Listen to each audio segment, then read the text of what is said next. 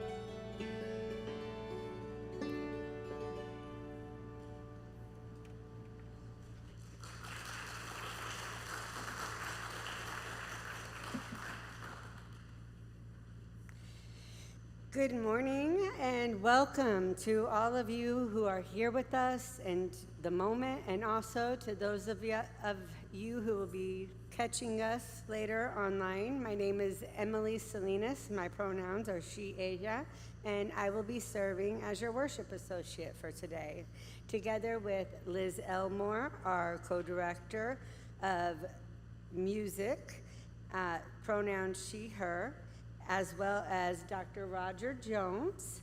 We are your worship team here on the chancel today. Again, today we are very glad to welcome Dr. Reverend Roger Jones, who is the co-minister at the UU Society of Sacramento, where he has been serving for 17 years. He actually is a fellow Hoosier. He grew up in Johnson County, Indiana, Greenwood area, attended Indiana University, Bloomington, Meadville Lombard Theological Society in Chicago, and Pacific School of Religion in Berkeley. He served in parish ministry of Sunny, California for 10 years as an interim minister in Minnesota, or 10 years as an interim minister in Minnesota, and as a student minister in Massachusetts and Rhode Island. So again, Dr. Reverend Roger Jones, thank you for being here with us today.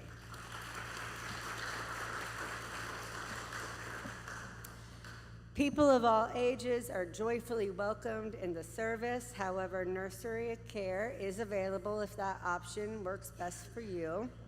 I invite you all to please complete a connection card. This card is a great way to let us know if you'd like some support, need assistance, if you have any new contact information, or just an interest, comment, or question. You can place this in the offering basket as it comes around later in the service. You can probably tell as you walked in today, we're within a current heat dome, as they say, and this, along with our ailing HVAC system, is challenging us to adapt from week to week. We will not be using our kitchen today, as the temperature in the kitchen has been extreme, and we're testing out a newly installed air conditioning unit.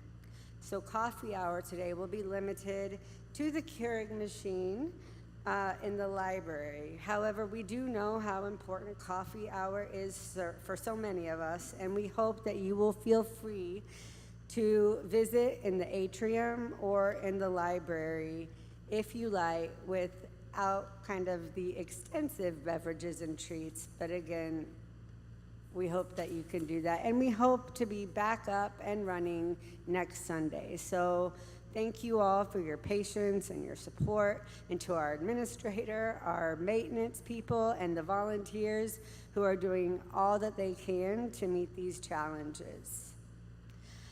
As we begin our time together, we acknowledge the land itself and those who have sustained it through the generations. We are upon the land, the unceded land of the Lenape, Miamia, Kaskaskia, Shawnee, and Kikupu people who were pushed from their land and whose children have been stolen for generations. As we strive to be a community of justice, may we continue to find ways to make reparations.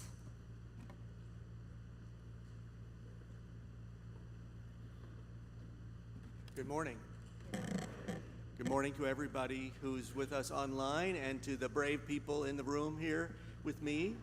I bring you greetings from my congregation, the Unitarian Universalist Society of Sacramento, and you can be sure I will be taking back your warm greetings to them. And I just want to mention I was snooping around and chatting beforehand, and I went into the library and I saw that there is cold brew coffee among the options, which is the first time I've ever encountered cold brew coffee in a UU church, and a great idea for me to take back home. So thank you, and thank you to Reverend Katie for the invitation to be here while she's on sabbatical. The printing in the order of service is slightly different. What's listed as a call to worship will be a reading I will give later. Our call to worship is words from the Reverend Dr. Peter Rabel, the late Reverend Peter Rabel, which he adapted from the book of the 6th chapter of Deuteronomy in the Hebrew Scriptures. We build on foundations we did not lay. We warm ourselves by fires we did not light. We sit in the shade of trees we did not plant. We profit from persons we did not know, and we are ever bound in community. Together we are more than any one person could be. Together we can build across the generations. We can renew our hope and our faith in the life that is yet to unfold.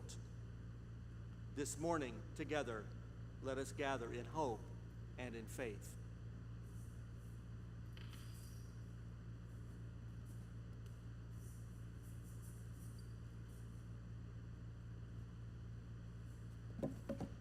At this time, I would like to invite Carmelo and Elena Leal to come up and help us light our chalice today.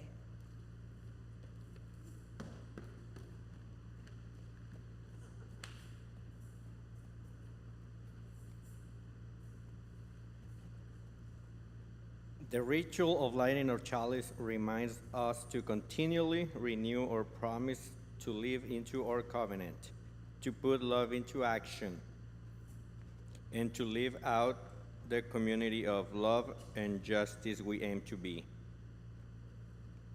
Please rise in body and our spirit as we share the words printed in our order of service in Spanish and in English. If you are with us online, please let us know in the chat where you are lighting your chalice from. We're gonna say the covenant in Spanish first. El amor es el espíritu de esta iglesia y el servicio es su ley. Vivir juntos en paz, buscar la verdad en el amor y ayudarnos unos a otros. Este es nuestro pacto. Love is the spirit of this church, and service it is law. To dwell together in peace, to seek the truth in love, and to help one another. This is our covenant. Thank you.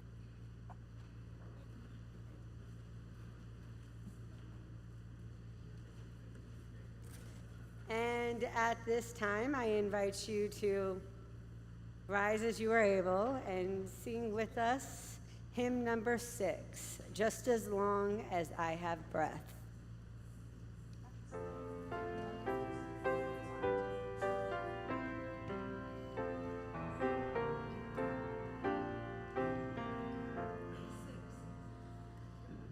Just as long as I have breath, I must answer yes to life.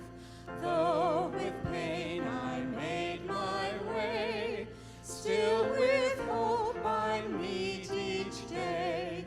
If they ask what I did well, tell them I said yes to life.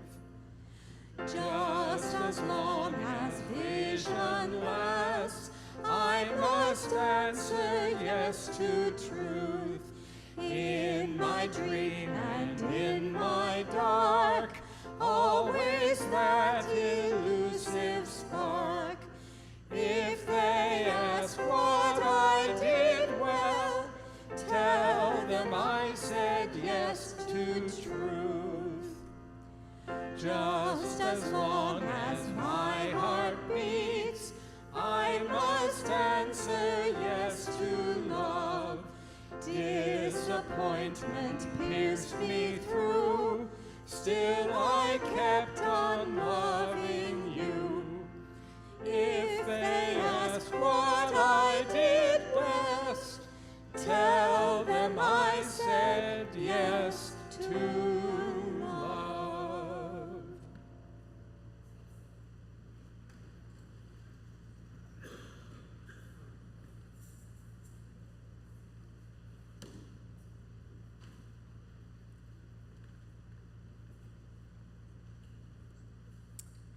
today's children, for all ages of children, is the 10th good thing about Barney. My cat Barney died last Friday. I was very sad. I cried and I didn't watch television. I cried and I didn't eat my chicken or even the chocolate pudding. I went to bed and I cried. My mother sat down on my bed and she gave me a hug. She said we could have a funeral for Barney in the morning.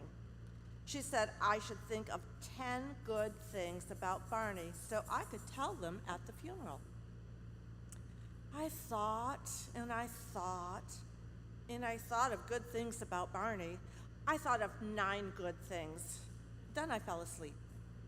In the morning, my mother wrapped Barney in a yellow scarf. My father buried Barney in the ground by a tree in the yard. Annie, my friend from next door, came over with flowers, and I told good things about Barney. Barney was brave, I said, and smart and funny and clean. Also cuddly, handsome, and he only once ate a bird.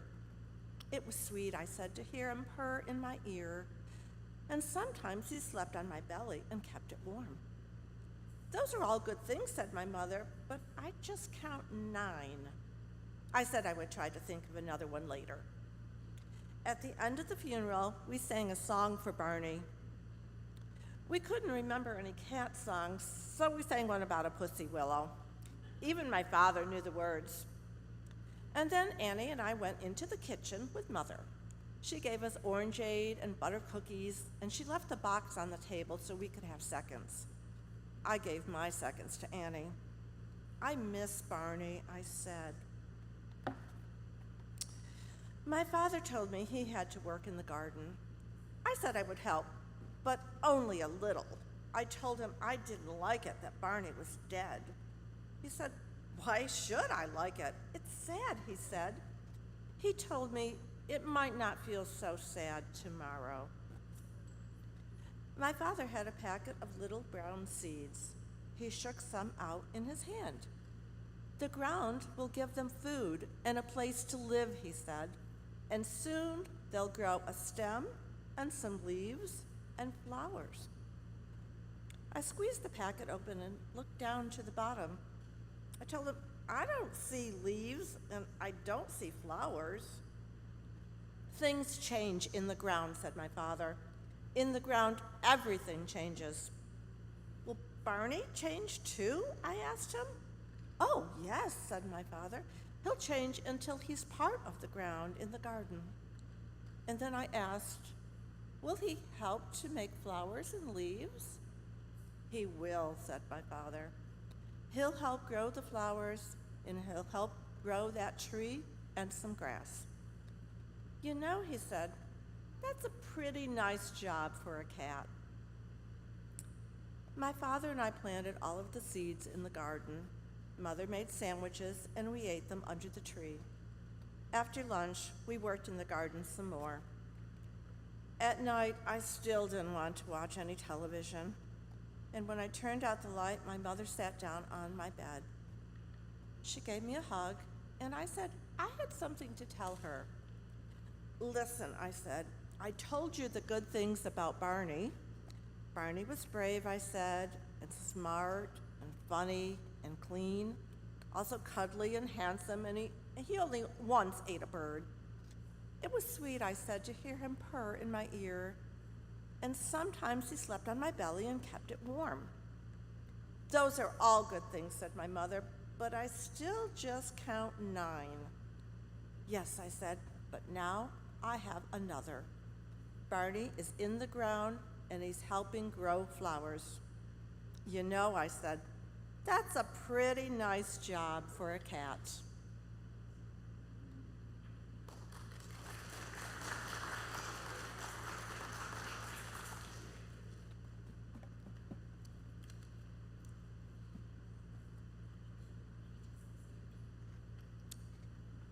Please join me now in taking a few moments to note that which is currently bringing joy or sorrow to our community.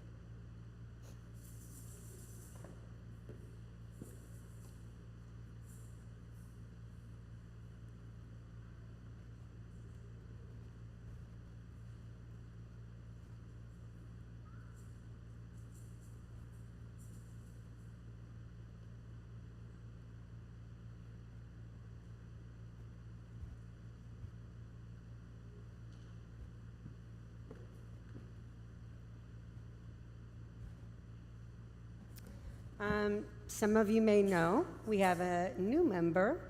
Marley Campbell just signed the book last Sunday. So welcome to Marley.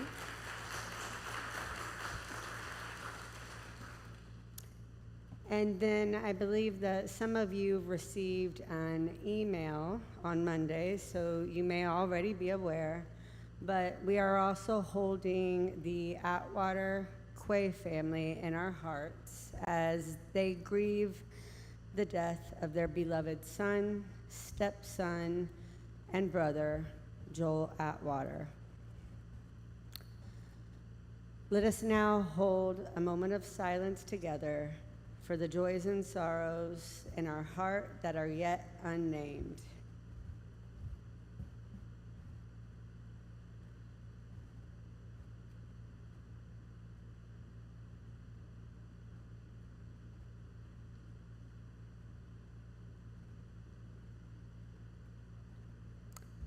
Thank you. Please rise in body or spirit as we sing hymn number 15, The Lone Wild Bird.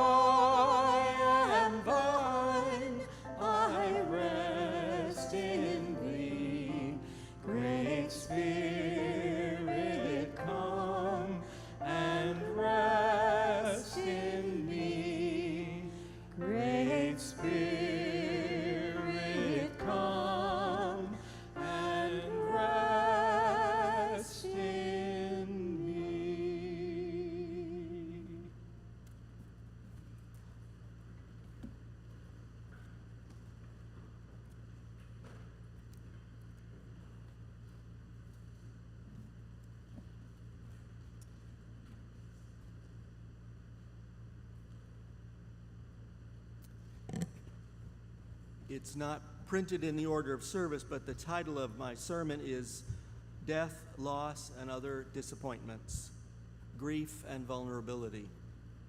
And I have a reading to offer before I start the sermon.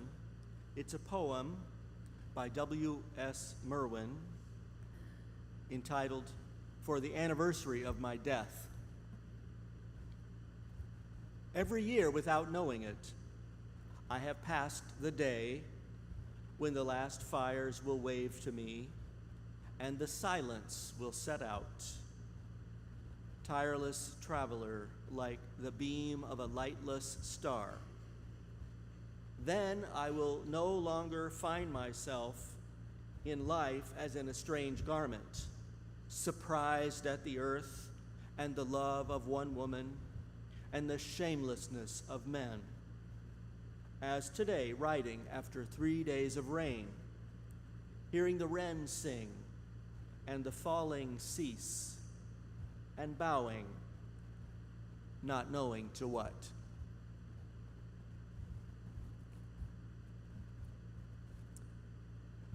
Loss and grief are primary human experiences. They are inevitable for everyone. Yet in spite of how familiar such experiences may be for us, we seem to resist going through them. Loss and grief are something that we all share, yet we are not always present with one another or patient with one another as we grieve. This is because grief makes us vulnerable. Grief and loss teach us that we have a lot less control than we like to think we have. David Richo is a Buddhist writer and marriage and family therapist. In his book, 5 True Things, Richo says that we suffer so much because we try to control our lives rather than seeing our lives clearly. He writes, "Control is one of our favorite ways of running away from life as it is. Control is an illusion so deeply ingrained that we think we can let go of control simply by wanting to. We do not let go of control," he says. We let go of the belief that we have control. Loss of any kind is not only disappointing, sad, or painful. It exposes our vulnerability, exposes our lack of control over life. My mother died when I was 30 years old after a long decline from emphysema. Though her passing wasn't a shock, it was a big loss. Where she had been present in my life, I felt an absence. 2 years after her death, I was back home visiting relatives here in central Indiana. One Sunday, I visited this congregation. I came to church here at All Souls Unitarian Church. I was not yet a minister at the time, and I was living and working in Chicago. On that Sunday, Larry McGinty was your interim minister. I don't remember the sermon that Larry gave. Yet over in the library, during coffee hour, I came across an article that he had written for a UU publication, for The Quest. It was an article about grief, all kinds of grief. Grief from sudden losses, grief of losses that happened a long time ago, grief of losses that were a long time coming.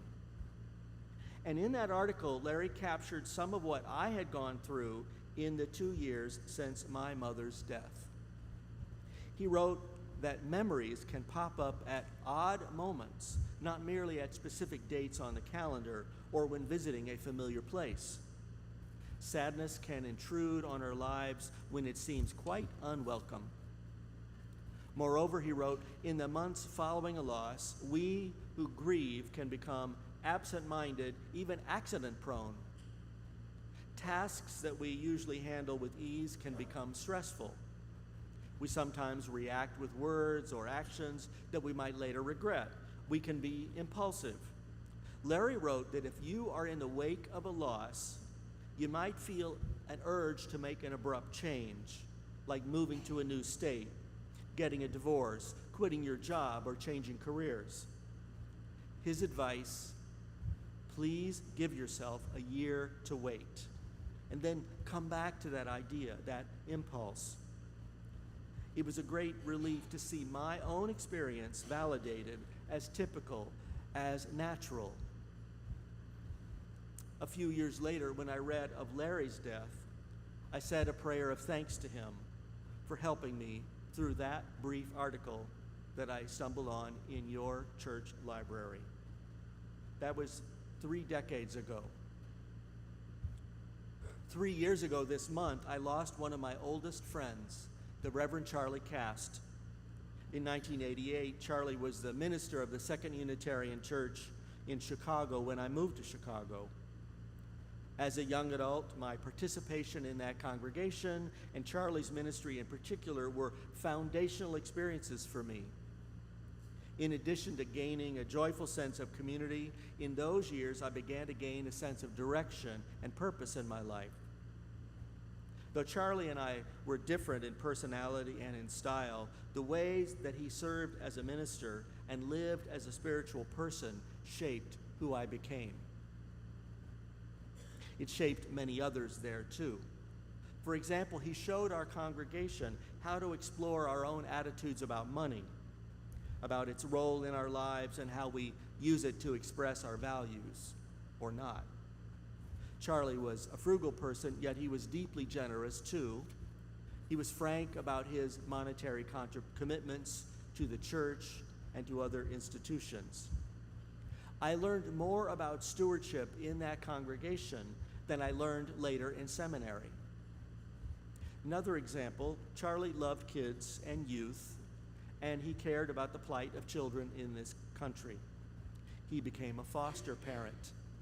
Over his 9 years in Chicago, more than 100 kids came through his apartment, some for just a night or two, some for a year, one for 3 years. Many of them showed up at our church, where they were welcomed and included.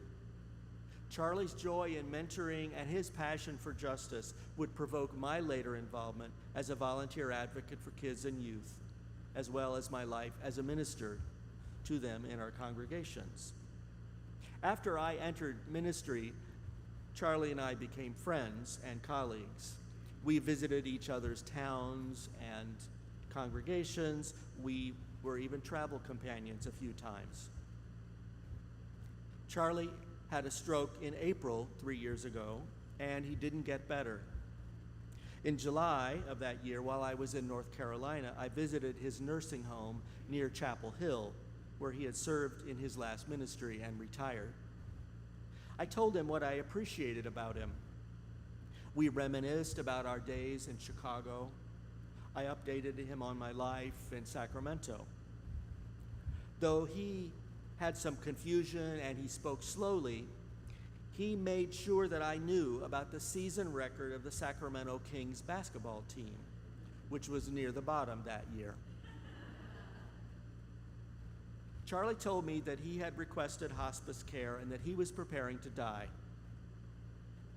"I will die happy," he said. "Why is that?" I asked him. He said, 10 years ago, I realized that I had achieved my life's purpose and I would be ready for death. I asked him what that purpose was. He said, to be the fullest expression of Charlie as possible, given my genetics, environment, and other conditions, and to make the world a better place. His words resonated with all of the sermons I'd ever heard him give. After a long visit with Charlie, I said goodbye. I said, "I love you." He asked me for a hug.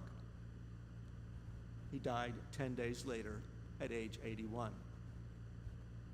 At every stage of life, his outlook and his practice gave him an ability to let go of expectations, accept the reality of loss, grieve disappointments, and move into life again. And now he was able to let go for one final time. After I returned home from North Carolina, I felt sad, but I didn't think that my grief was that deep or that heavy. In spite of all I had learned, I had the illusion that grieving this loss would be straightforward, with no surprises. But a few weeks later, I began waking up feeling anxious, waking up extra early in the morning. My to-do list has always been long, but this time I'd feel a jolt and I'd think of one more thing I have to add to it. And the absent-minded thing. It's normal for me to be absent-minded, but one Thursday morning took the cake. I drove to church, got out of the car, and carried my lunch bag into my office. However, I couldn't find my backpack. It holds my computer as well as my notebook, so I needed it to work that day. It was not in the trunk, not on the seats of the car. I checked twice. I looked in the office again. So I drove back home. And as I did, I moaned about the time and the gasoline that I was wasting. Ugh. I pulled up at the curb next to my house. Sunlight shined in the windows of the car and landed on the passenger side. And the sunlight illuminated the gray and black backpack on the floor in front of the passenger seat. It had been there all along. This is when I realized that perhaps the abnormal feelings of these days were part of the normal process of grieving. Just because the journey of grieving becomes familiar does not mean it gets easier. One of the most unhelpful sentences to say to a grieving person is, "Isn't it time for you to get over this?" And sometimes we say this to ourselves. According to therapist and writer Leanne Campbell, we don't get over it, we move through it. We respect our grieving. We feel it. We can move through challenging emotions with courage, compassion, patience, and with help. She writes that in the early stages of grieving, it is a process of alternating feelings of protest and feelings of despair. It is a natural process, but not a pleasant one. We need to respect our grieving, not hide it or suppress it. If we have difficulty in resuming normal activities or in finding any joy or any purpose for an extended period of time, we may need to seek professional help. But whether we need professional help or not, we all need companions and support in our grieving. We need to be open to one another's natural experiences of grieving, which are sometimes odd.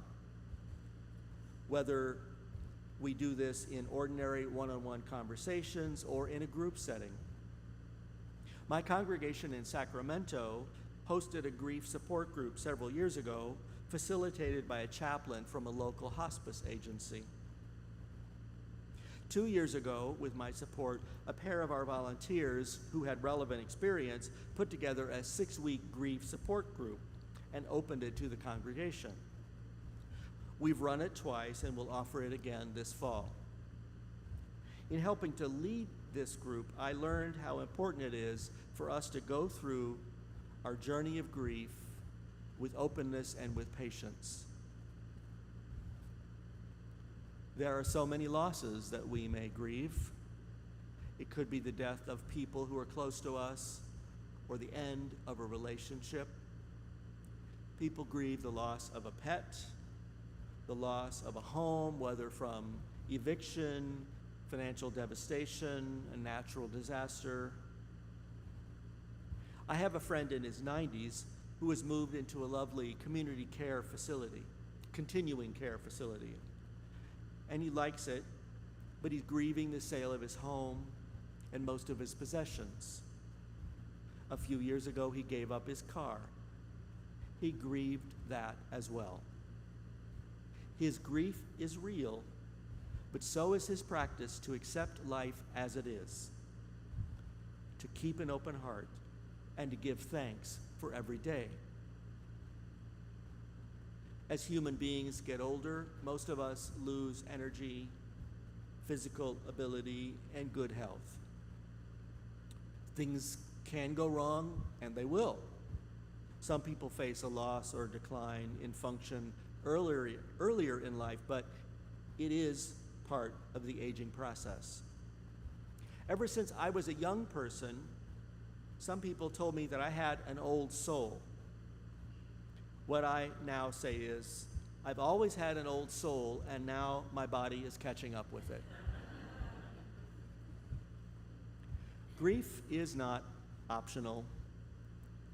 It is natural. Problems arise when we suppress our feelings of grief, deny our grief, or fail to notice it. Grieving is what happens to us. It's distinct from the process of mourning.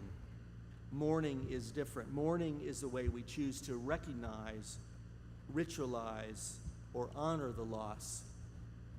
David Richo has written that grieving and mourning are the work we do to acknowledge the reality of a loss. Tears are the body's way of saying, yes, this happened. Memories and storytelling are the soul's way of saying yes to what we had and to what we lost. Learning to live with a sense of absence. I talked about the loss of my minister friend Charlie to a counselor who is my spiritual director. She asked me if I could identify an image or a feeling related to this loss. I said, well, I'm embarrassed to be using a cliche, but it feels as if one of my limbs is missing. She said, that's a normal feeling, which is why it seems like a cliche, because many people experience it. And she asked if I might think of a way that I could ritualize this loss. I said, well, I can try to pay attention when I'm doing things that reflect what I learned from Charlie. I could honor him through my actions. She nodded, and she added that having a tangible way to mark the loss and honor the relationship could also be helpful. For example, she said, some people will create an altar in their home for some period of time.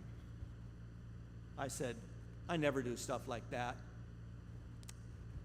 However, on my last visit with Charlie, he said that he wanted his friends to go to his apartment and take whatever we wanted of his things.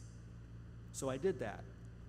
I took a few snapshots and his coffee mug of the Chicago Cubs baseball team and a piece of art and a hoodie. And I brought home a beaten-up leather binder where he carried his sermons. I still have birthday cards and Christmas letters that he had sent to me, and a church directory from our old days in Chicago. So with these items, I did something that I never used to do. I built an altar on a table at my house, and I left it up for a few weeks.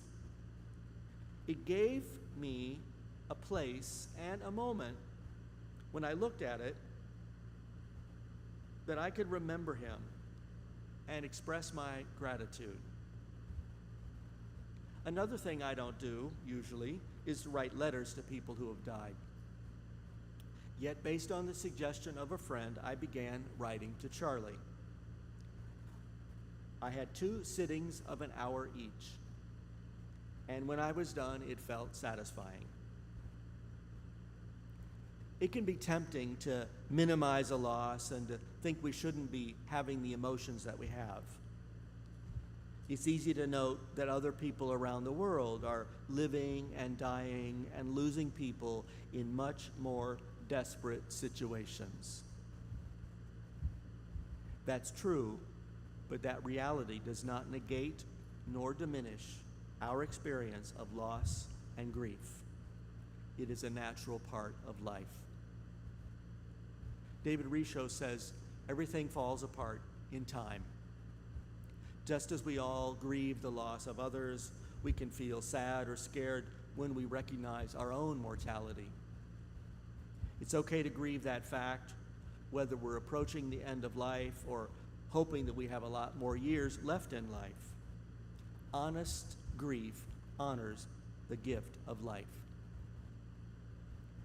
In his poem for the anniversary of my death, W.S. Merwin writes, "Every year without knowing it, I have passed the day when the last fires will wave to me and the silence will set out."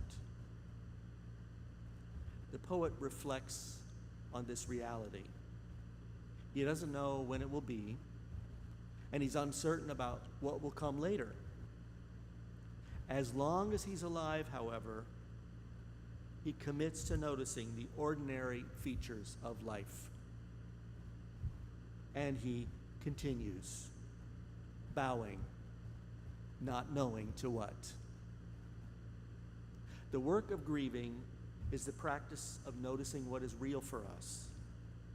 Feelings, emotions, images, impulses. We notice our lack of control, and we honor our vulnerability. The role of serving as companions to others in our grieving and our mourning calls for a practice of respecting one another's ways of grieving. We respect real emotions, both our own grieving and our solidarity with others call for the practice of keeping an open heart. This, I think, is the key to living deeply at any time, trying to keep an open heart. Death is mysterious and powerful, and so is life. Life is a miracle and a blessing. Let us bow to life. Let us keep an open heart. Let us notice each day that we are given to live. Let us bow to it in honor and in thanks. So may it be. Blessed be, and amen.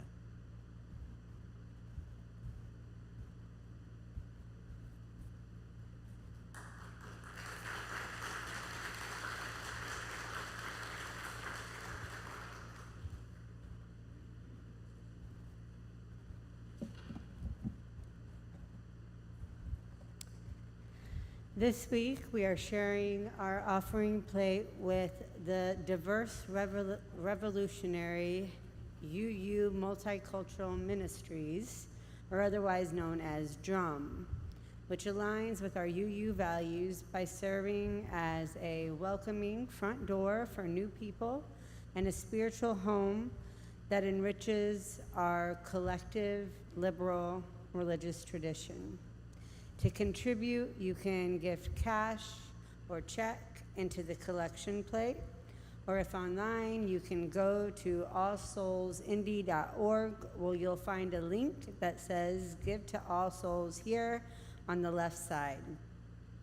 Please do indicate if your gift is a pledge payment or if it is for Share the Plate, if you are paying online or if you are using a check. Thank you all for your generosity in supporting the mission of All Souls and for your continued love for one another and for this world. Our morning offering may now be given and gratefully received.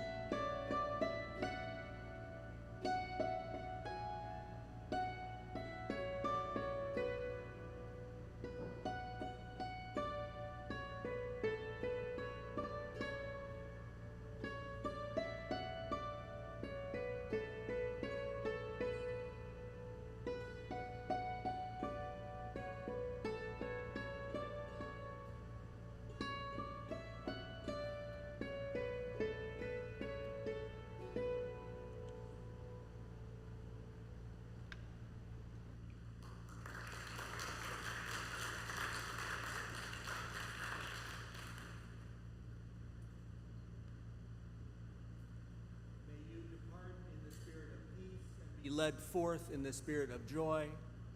For all who see God, may God go with you. For all who embrace life, may life return your affection.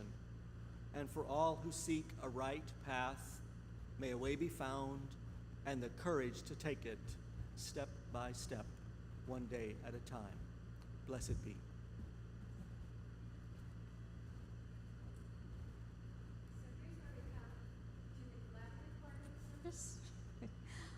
We're going to play a piece called Snowden's Jig.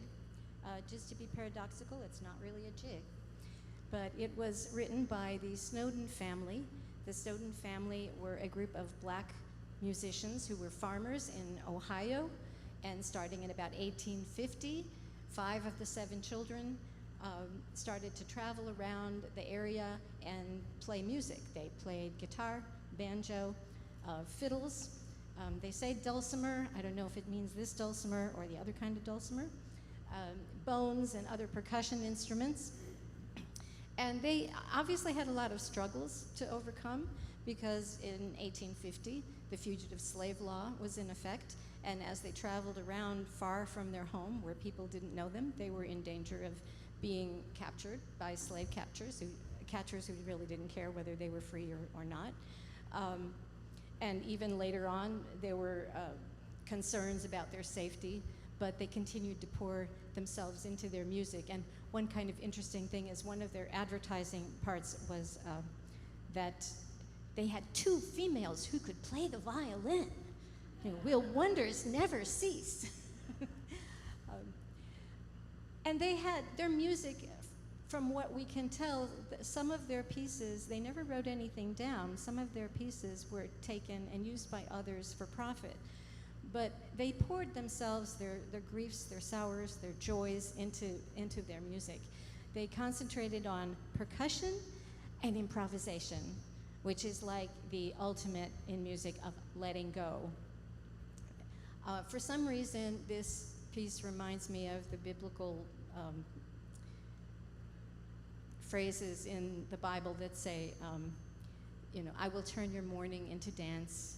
You will weep now, but someday you will laugh.